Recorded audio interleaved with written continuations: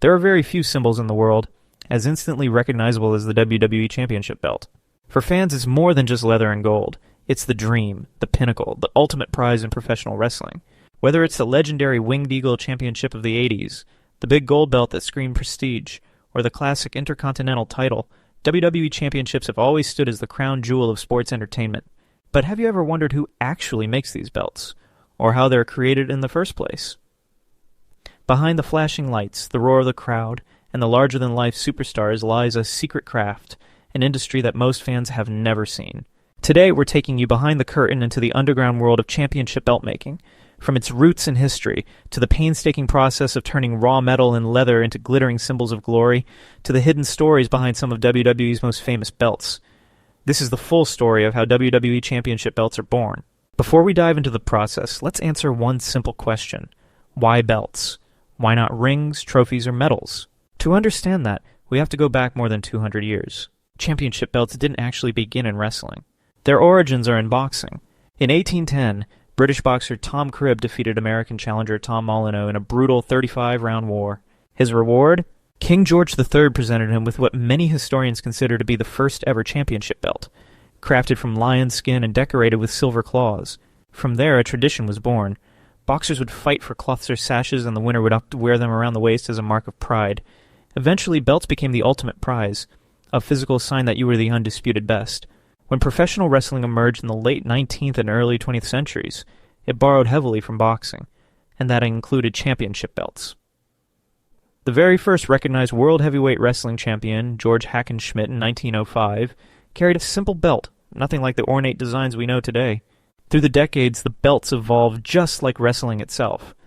Bruno Sammartino's 1960s title looked plain, with a leather strap and a basic United States outline, because back then, the focus was the wrestler, not the hardware. But as wrestling became larger than life, so did the belts.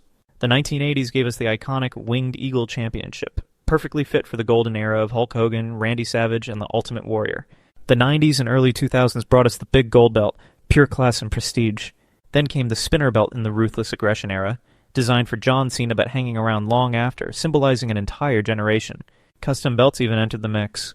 Stone Cold Steve Austin had his Smoking Skull title. The Rock ushered in personalized side plates in 2013. And who could forget Bray Wyatt's Fiend Championship, a belt so haunting it looked like his face stitched onto leather. Each design wasn't just a trophy. It marked an era in wrestling, a timeline of history etched in gold. The makers behind the gold. So who actually makes these belts? You might imagine a giant WWE factory pumping them out like merchandise, but the truth is much more personal. WWE belts are handcrafted, almost like fine jewelry, and only a handful of artisans in the world truly specialize in this. The most famous name today is Dave Millican, a craftsman who makes many of the belts you see on TV, from the WWE Championship to the Intercontinental title. He learned his craft directly from Reggie Parks, a former wrestler turned legendary belt maker who created classics like the Winged Eagle. These aren't mass-produced items. Each belt is born from a mix of art, patience, and meticulous detail. Let's walk through the process step by step. It all begins with a vision. WWE will approach a belt maker with ideas for what the championship should represent. Is it patriotic, like the United States title? Corporate and global, like the current WWE Championship with its massive logo? Or something custom, like Bray Wyatt's Fiend design? Sketches are drawn, concepts debated, until the design perfectly captures the story WWE wants the belt to tell. Only then does the real work begin. Step 2. Forging the plates. The most eye-catching part of a belt is the metal plates.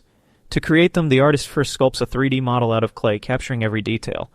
A plaster mold is then made from the clay, which becomes the base for a soft metal prototype. Once perfected, molten tin is poured into the final mold, giving birth to the actual championship plates. But they're far from finished. The rough castings are hand-filed, sharpened, and refined for hours, sometimes days. Every curve, every letter, every line is brought to life by hand tools. Step 3. Gold, silver, and shine. Next comes the plating. The plates are polished, cleaned, and submerged into an electroplating bath where layers of precious metal coat the surface. Most belts are gold-plated, though silver and even rhodium are sometimes used. Some championships feature multiple tones, created by careful masking during the process. After that, decorations are added. Chemical etching creates textures. Enamel paints fill in logos and designs. And of course, the jewels. WWE belts are studded with crystals and gemstones, adding sparkle under the arena lights. The most extravagant belts, like the Crown Jewel Championships, even contain real diamonds, up to 50 carats worth, valued at over $1 million. Step 4. Crafting the leather. A belt isn't a belt without leather. The strap is cut from premium hides, dyed, waxed, and polished until it gleams. WWE often uses black leather, but sometimes red or blue straps make certain championships instantly recognizable.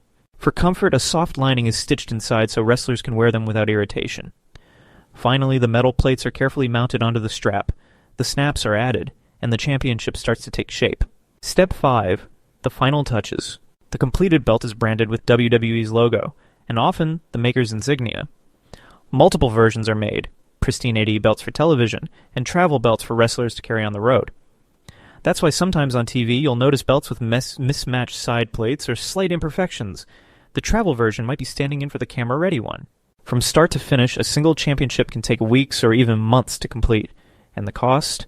Anywhere between $10,000 and $40,000. The crown jewel belts with their diamonds cross into the millions, the true value of a belt. The truth is, the real value of a championship belt goes far beyond its price tag. It's not just leather and gold. In wrestling, the belt is the story. It's the goal every rivalry builds toward, the validations of years of sacrifice, and the ultimate symbol that you've made it to the top. Think of Hulk Hogan at WrestleMania 3, slamming Andre the Giant before holding the championship high. That moment became the very definition of Hulkamania. Or Stone Cold Steve Austin defeating The Rock at WrestleMania 15. A victory that wasn't just about a title change, it marked the rise of the Attitude Era itself.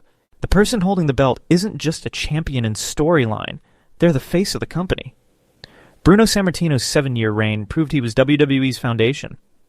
Decades later, when someone like Cody Rhodes finally captures his first world title, it feels like a passing of the torch, and a glimpse of the future. For wrestlers, winning the belt is the moment of a lifetime. Many grew up dreaming of it, and when it finally happens, the tears are real. For fans, it's just as emotional. That's why replica titles fly off the shelves, because holding one feels like holding a piece of history, a connection to the moments that made us fall in love with wrestling in the first place. At its core, a championship belt isn't just a prop. It's wrestling's ultimate prize, a timeline of history, a symbol of glory, and a reminder of the blood, sweat, and tears poured into this business. So the next time you see a WWE superstar hoist a championship high above their head, remember, it's not just a shiny prop, it's a handcrafted masterpiece. It's a timeline of wrestling's evolution, and it's the single greatest prize in the industry. Speaking of history, if you enjoyed this dive into championship belts, you'll definitely want to check out our video on the complete history of WWE eras, where we explore every chapter of wrestling's incredible journey. Thanks for watching, and as always, I'll see you in the next one.